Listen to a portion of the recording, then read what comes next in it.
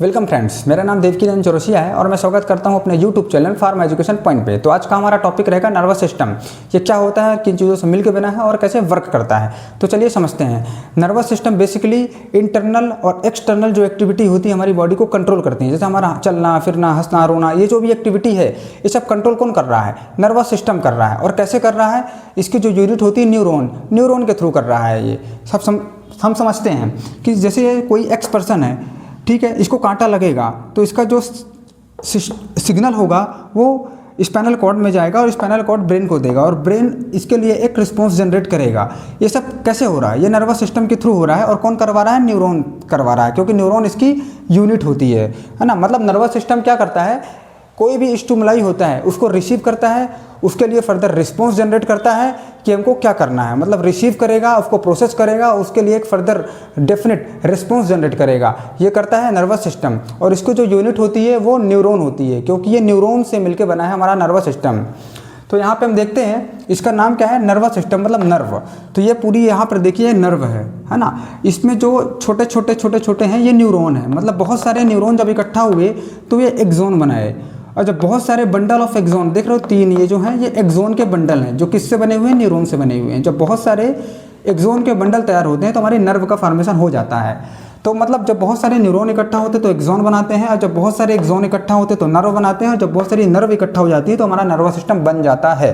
ठीक है, तो नर्वस सिस्टम की बेसिक यूनिट तो न्यूरॉन होती है, लेकिन ये कंसिस्ट किससे होता है? ये कंसिस्ट होता है 2 चीज़ों से।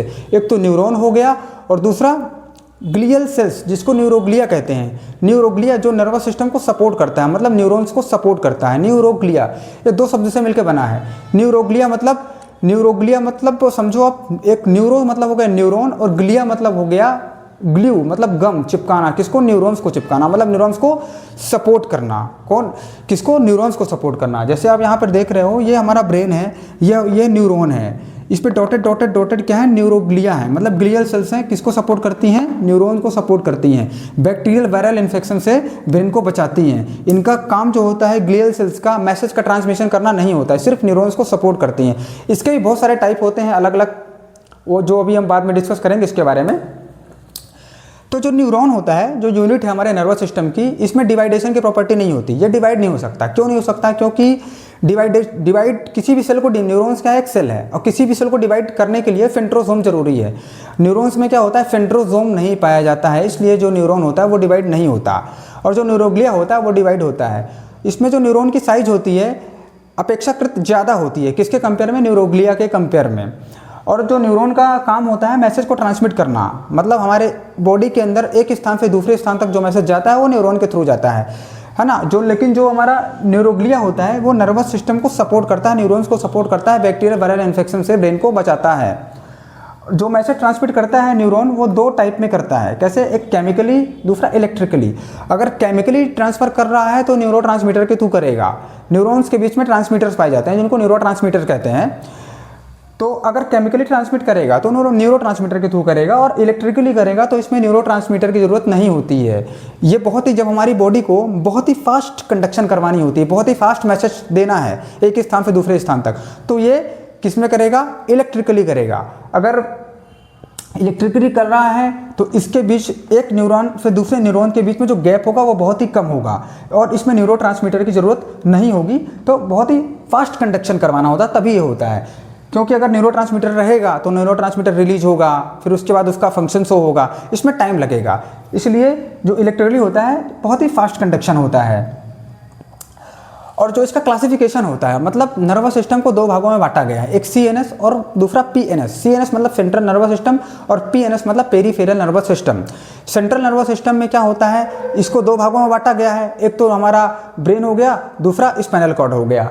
और जो PNS होता है मतलब पेरीफेरल नर्वस सिस्टम, इसको भी 2 भागों में बांटा गया है। एक ANS मतलब ऑटोनॉमिक नर्वस सिस्टम और दूसरा SNS मतलब सोमैटिक नर्वस सिस्टम।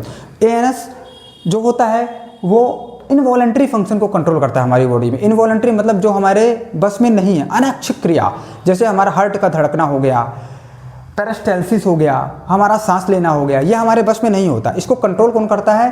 ANS मतलब ऑटोनॉमिक नर्वस सिस्टम करता है। और जो सोमैटिक नर्वस सिस्टम होता है वो वॉलंटरी फंक्शन को कंट्रोल करता है। वॉलंटरी मतलब जो हमारे बस में होती है, हमारा चलना, हमारा फिरना, हमारा बॉडी मूवमेंट जो होता है वो SNS मतलब सोमैटिक नर्वस सिस्टम करता है, मतलब जिसको हम खुद कंट्रोल कर सकते हैं, उसमें इन्वॉल्वमेंट सोमैटिक नर्वस सिस्टम का होता है। और जो ऑटोनॉमिक नर्वस सिस्टम होता है इसको फर्दर दो क्लास में बांटा गया, सिंपैथेटिक और दूसरा पैरासिम्पैथेटिक। सिंपैथेटिक मतलब जो फाइट एंड फ्लाइट एक्शन, जैसे आपके पास शेर आ गया तो क्या होगा, आपकी हार्ट का धड़कना जो होगा तेज हो जाएगा, मतलब हमको फाइट एंड फ्लाइट एक्शन करना है, मतलब एक तो शेर को आप मारोगे या वहाँ से भाग जाओगे, हमको तुरंत डिसीजन करना है, हार्ट बीट हो जाएगी, प्यूपिल डायलेट हो जाएगी, उस कंडीशन में सिंपैथेटिक सिस्टम एक्टिवेट होता है, मतलब करो या मरो, तुरंत एक्शन लेना है वहाँ पे, तो सिंपैथेटिक सिस्टम होता है। और पैरासिम्पैथेटिक क्या होता है, एनर्जी रिस्टोरेशन का फेज होता है, जब आप सो जाते हो तो क्या होगा, इसमें हाइपर एक्टिविटी नहीं होती, ये सिंपैथेटिक सिस्टम का बिल्कुल अपोजिट होता है, मतलब इस कंडीशन में जो होता है एनर्जी रिस्टोर होती है। और इसमें एक और क्लासिफिकेशन है एंटेरिक नर्वस सिस्टम, मतलब ईएनएस। ये क्या होता है, इसकी जो स्टार्टिंग होती है वो ईसोफेगस से लेके एनएस तक जाती है, हमारा पूरा डाइजेशन होता है वो एंटेरिक नर्वस सिस्टम के अंतर्गत आता है, सब कुछ हमारा जितना भी डाइजेशन हो रहा है उसको कंट्रोल कौन कर रहा है, एंटेरिक नर्वस सिस्टम। और इसकी स्टार्टिंग कहाँ से होती है, ईसोफेगस से लेकर एनएस तक होती है। और उसमें जो न्यूरॉन्स होते हैं लगभग 500 million neurons enteric nervous system में पाए जाते हैं, या इसमें इनका इन्वॉल्वमेंट होता है। तो जो हमारा सीएनएस था इसमें हमारा ब्रेन और स्पाइनल कॉर्ड आ रहा था, और जो हमारा पीएनएस था इसमें पेरिफेरल नर्व्स आ रही थी।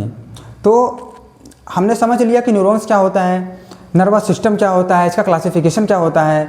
कुछ टर्म है जैसे न्यूरोट्रांसमीटर हो गया, सीएनएस में ब्रेन हो गया, स्पाइनल कॉर्ड हो गया, एएनएस हो गया, पीएनएस हो गया, और ये न्यूरॉन्स हो गए। इसके बारे में हम डिस्कस करेंगे, एक्सप्लेन करेंगे नेक्स्ट वीडियो।